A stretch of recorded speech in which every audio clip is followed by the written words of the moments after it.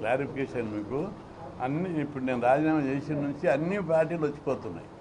ప్రతి పార్టీ వచ్చి వద్దులే ఆబ్దిరి కాదు, అన్ని పార్టీలు వస్తున్నాయి.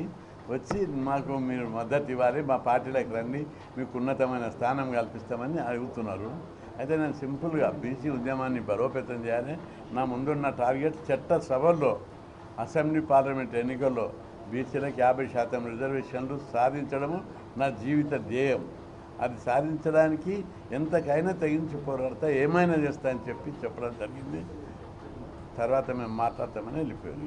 రెండవది, గతం లోపల గౌతు లచ్చన్న గారు, గౌరవనీయుడు కొండాలక్ష్మణ్ బాపూజీ గారు, కాసాని జ్ఞానేశ్వర్ గారు, నారవని వెంకటయ్య గారు, గాండ రామకృష్ణయ్య గారు, అనేక మంది పెద్దలు కమిట్మెంట్, దేవేందర్ గౌడ్ గారు, వాళ్ళ కమిట్మెంట్ బీసీల మీద ఉన్న ప్రేమతోటి బీసీలకు అన్యాయం జరుగుతుందని వాళ్ళ లోపల ఉన్న తపనతోటి పార్టీలు పెట్టారు.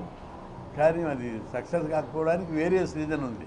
అప్పుడు ఇంత చైతన్యం లేదు, ఇప్పుడు చాలా చైతన్యం వచ్చింది. ఎప్పుడు పంటలు ఎప్పుడు పెట్టాలి? మృగశిర కార్తెలో వర్షాలు పడ్డప్పుడు పంట పెట్టాలి. పెడితే మొలకెత్తుతాయి, పంటలు అవుతాయి. నువ్వు మే నెలలో పంటలు పెడితే పంటలు వండాయి. ఇప్పుడు పంటలు వండే దానికి చాలా అనువైన సమయం ఇది.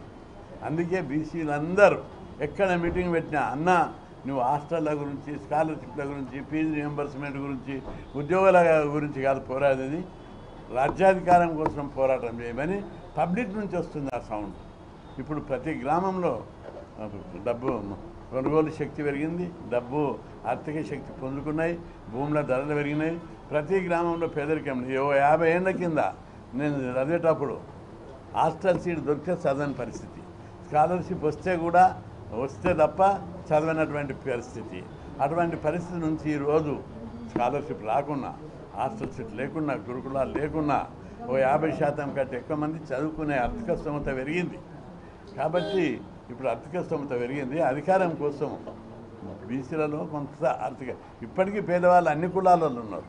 బ్రాహ్మణులలో ఉన్నారు, వైశ్యులలో ఉన్నారు, అన్ని వెల్మలలో ఉన్నారు, రెడ్డిలలో కూడా ఉన్నారు. చాలామంది పేదవాళ్ళు ఉన్నారు. తినడానికి తిండి లేని రెడ్డిలు ఉన్నారు ఊళ్ళల్లో.